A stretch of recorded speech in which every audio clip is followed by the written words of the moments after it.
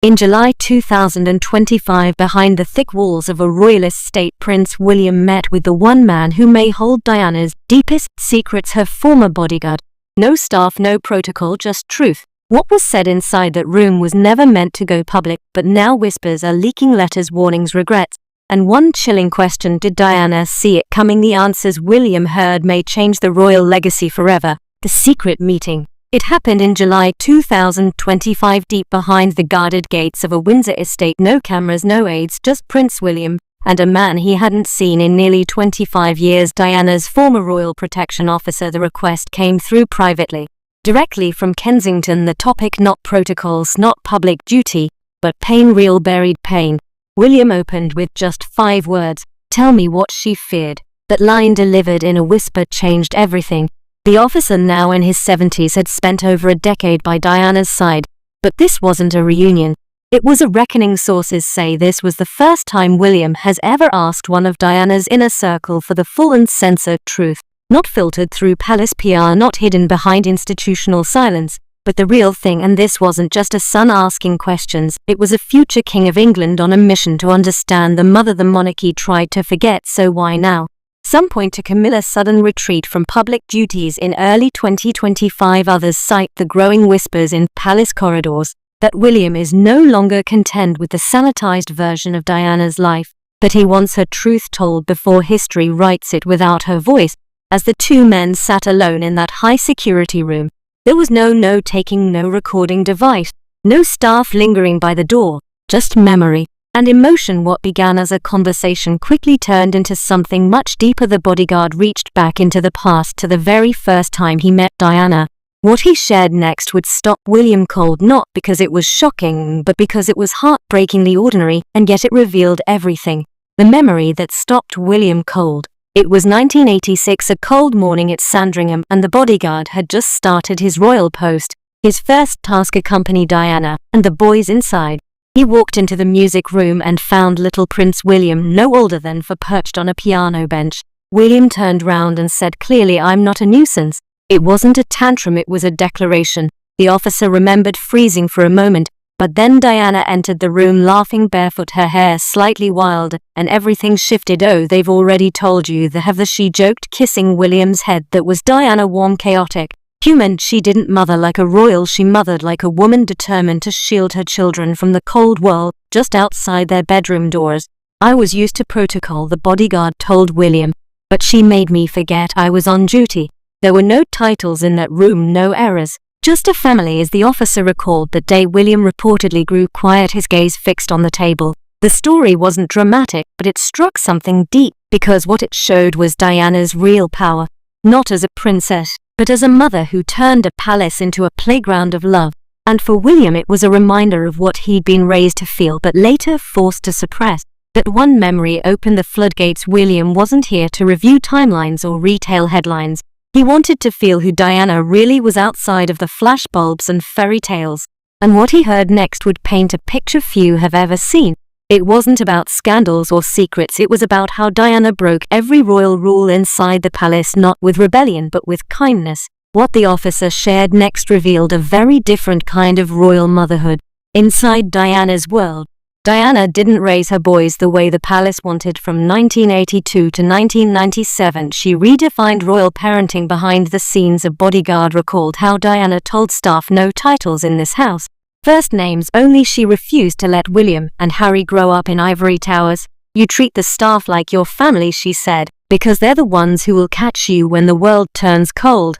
Inside Kensington Palace, William and Harry were allowed to run, to shout, to fall. Diana didn't hush them, she joined them. She made pancakes in the kitchen, she chased them down the halls.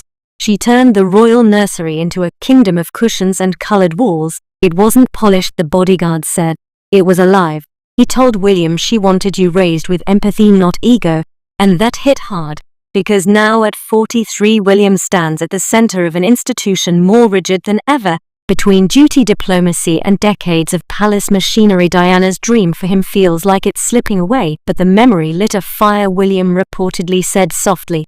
She was building something, even if no one saw it. For years he had leaned into responsibility, but now he was leaning into something else, for purpose. and it was becoming clear this meeting wasn't just about the past, it was about the path forward. William wasn't just hearing bedtime stories from a former guard, he was uncovering a blueprint, Diana's vision for a different monarchy. But it wasn't all joy and laughter, because behind the love there was fear, and one lesson Diana never forgot to teach her sons was this: the press isn't just watching, it's hunting. What the Bodyguard revealed next was Diana's very first warning to William, delivered not in fear, but in preparation, and the moment he remembered would haunt William for years. Diana's warning about the press. The memory was sharp, like it had just happened. It was September 1987 and Prince William was about to start his first full day at Wetherby School in Notting Hill. He was barely 5 years old. Diana had already spotted the swarm of photographers lining the sidewalk, the long lenses, the shouting, the chaos. It wasn't a surprise, but it still made her sick. That morning she sat William down on the edge of his bed, tucked in his little tie, and said just one thing: "You will have them for the rest of your life." She didn't soften it. She didn't sugarcoat it, because she wanted him ready. The bodyguard, who had been outside prepping the car, said he saw William pull the brim of his cap down low over his face and whisper, "I don't like photographers." It wasn't a tantrum. It was fear. Real, honest fear. He hid behind his school bag as we walked to the car, the officer recalled, and Diana held his hand the whole way, tight, like she knew she wouldn't always be able to. That moment stayed with him, because it wasn't a royal photo op. It was a mother trying to arm her son for a lifetime of intrusion. What struck William most was how early it started, before the scandals, before the separation, before 1992, when everything blew up. Diana knew this wasn't a phase. She knew the media weren't just chasing headlines. They were feeding off the family, and even then she could already see the difference in her boys. William was cautious, that protective, but Harry, who came along in 1984, was different. He would pull faces. The bodyguard said he liked the noise. He thought it was a game, that early contrast would go on to shape their futures. Diana once said to a friend, "William will carry the crown, but Harry will carry the fire." But what neither of them saw coming was how that fire would one day become a blaze. The warnings about the press were just the beginning. Diana didn't just fear what the outside world would do to her boys, she feared what the system inside might strip away. But even in the dark moments she found ways to rebel. And on one trip far away from the palace, she let her sons unleash their full royal mischief. What happened next wasn't just playful, it was the kind of memory that made William laugh and ate at the same time. The island plot. It was the summer of 1990 and the royal trio had escaped to Necker Island, the private paradise owned by Sir Richard Branson in the British Virgin Islands. No reporters were allowed, no public engagements scheduled, just sun, sea, and for once silence. Or so they thought. Until the press boats arrived. Diana was furious. She had explicitly denied media access, but word had leaked and now journalists were circling offshore like sharks. That's when Prince William, then age 8, came up with a plan. "We'll fire water balloons at the press," he said, grinning, and Diana, she didn't say no. Instead, the bodyguard said she laughed loudly and helped them rig a full ambush. With the help of a few willing staff members, they built catapults using tree branches and string. In buckets of water balloons were filled hiding spots where scouted along the rocky cliff edge. The moment the boats drifted closer, Diana sounded the alarm. William yelled fire, and chaos erupted. One balloon soared through the air and directly hit a royal journalist in the head. Soaked and stunned, the reporter shouted, "I've just been flailed by the future king." The bodyguard said he nearly fell over laughing, and Diana, she clapped. She loved it. It wasn't just mischief, it was rebellion. It was a mother showing her sons that sometimes you get to fight back. For William, that day mattered not just because it was fun, but because it was one of the last times Diana felt free. No scripts, no eyes, just them laughing together against the world. The officer said. William smiled as he remembered it, but then he grew quiet again. Why did it have to be so rare, he asked, and that question hung heavy in the air. Because for all the joy, Diana was still watching the shadows, and what she feared most wasn't the press, it was what they were protecting. By now William wasn't just hearing stories, he was reconnecting with a version of his mother that had been buried beneath decades of PR. And then came the bodyguard's most personal admission, one he had never spoken publicly. It wasn't about a single moment, it was about what Diana believed, or private philosophy. A reason for breaking every royal rule, and the quiet mission she gave to those closest to her. The mission William was now finally ready to hear. Diana's philosophy. She believed the palace was a machine, the officer said quietly, and she wanted her boys free from it. That was Diana's truth, as raw and bold as it had ever been said. She loved the crown, but she didn't trust it, not fully, not after what she'd seen, not after 1981, the year she married into a system that never truly embraced her. The bodyguard said, Diane, I saw her sons as her last hope, or greatest rebellion. She wanted them to lead, yes, but not in the old way, not in the cold, distant royal mold. She told me once, he said, they need to be loved before they're about to. That line shattered the silence in the room. William reportedly sat still, his hands locked together. Then he whispered, she never stopped thinking about us, did she? The bodyguard shook his head. Not for 1 minute. Even during the worst days, the interviews, the divorce, the ambush of Panorama in 1995, Diana's compass never changed. It pointed to her boys. She fought against the idea that royals had to be untouchable. She brought William to homeless shelters. He hugged AIDS patients, danced barefoot with mine victims in Angola. She didn't care what the palace said, the officer explained. She wanted you to see the world with your eyes, not theirs. And now in 2025, William understood what it meant, the pressure to conform, the weight of the institution. Quiet war between tradition and truth. Diana didn't just want him to survive the crown, she wanted him to reshape it. By now the air in the room had changed. The past wasn't just being remembered, it was becoming urgent. William wasn't just reflecting on who Diana was, he was questioning what she knew. And then came the hardest part of the conversation. The one question that had lived in his mind for decades but had never been asked aloud. He looked the bodyguard in the eye and said 7 words that froze time. Is she afraid of them? William asks the hard question. The room had been warm, but now it felt cold. The bodyguard said it was the first time in 40 years of loyal service that he had seen a prince look this way, not as a royal, but as a son. Prince William, now 43 and 2025, leaned forward across the table. His voice was quiet, almost a whisper.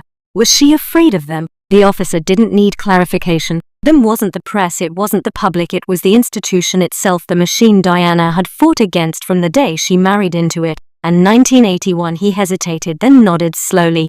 As she was, he said, Diana often spoke of dark forces in the palace walls, of surveillance, of being followed, even of people inside her own household reporting on her movements.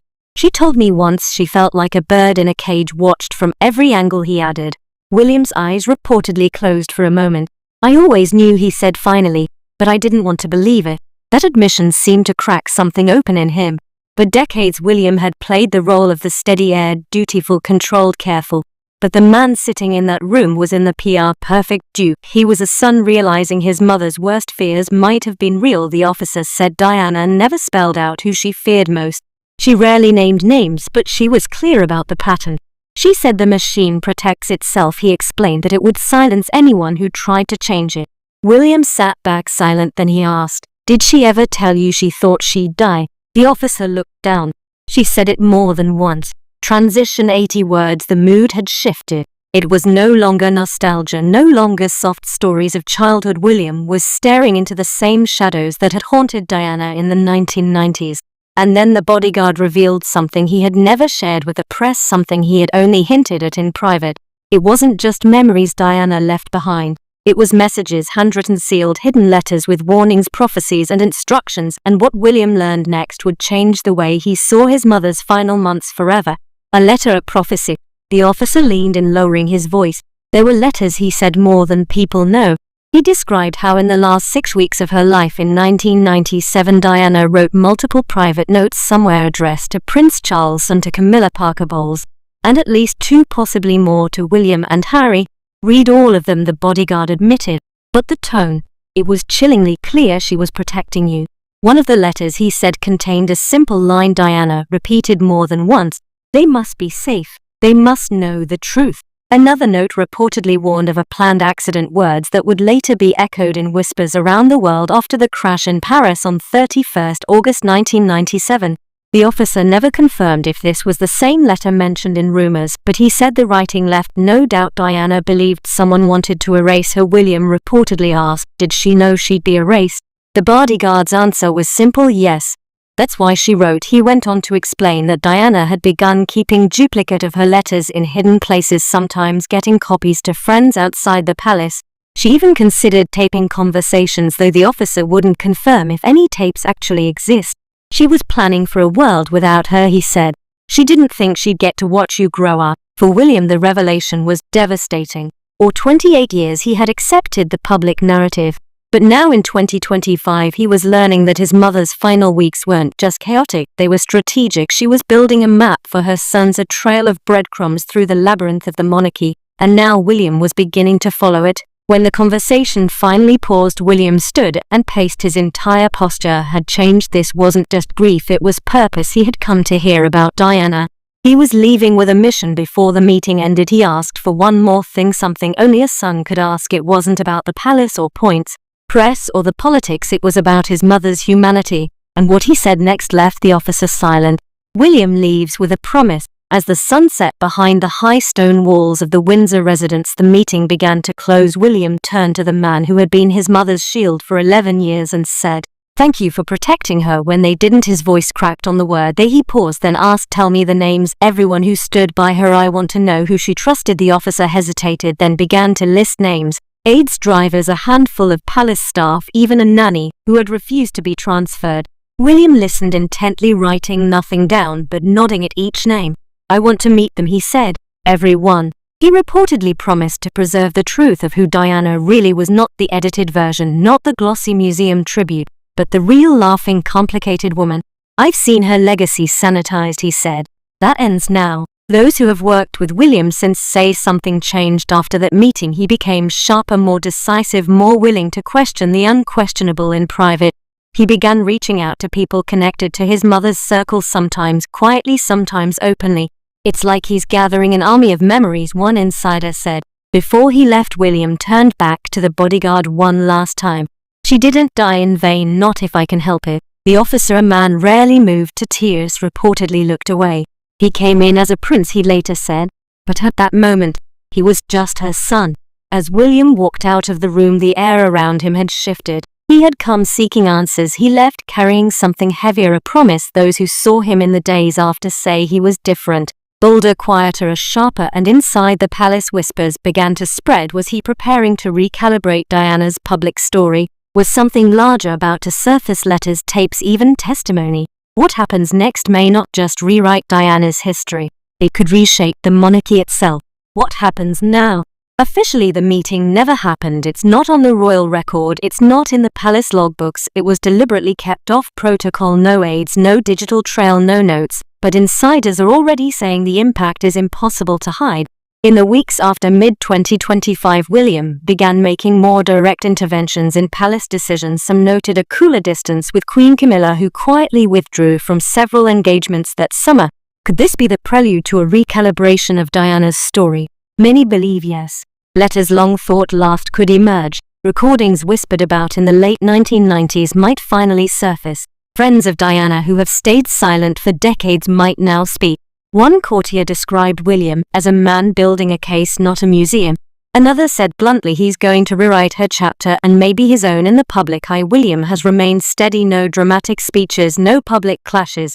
But behind the scenes, according to those who have worked closest to him, the change is unmistakable. He has become more assertive, more direct, and far less tolerant of the palace machine's quiet revisions of history. "He's no longer just inheriting the crown," said one aide. "He's preparing to shape it." The bodyguard, when later asked if he believed William's promise, only said one line: "He came as a prince. He left as her son." It's a line now whispered among Diana's loyalists like a quiet prophecy, a sign that the story the monarchy tried to bury may soon rise again, not as a scandal, but as a restoration. The crown comes with tradition, duty, and silence. For decades, Diana's story has been frozen in time's skull.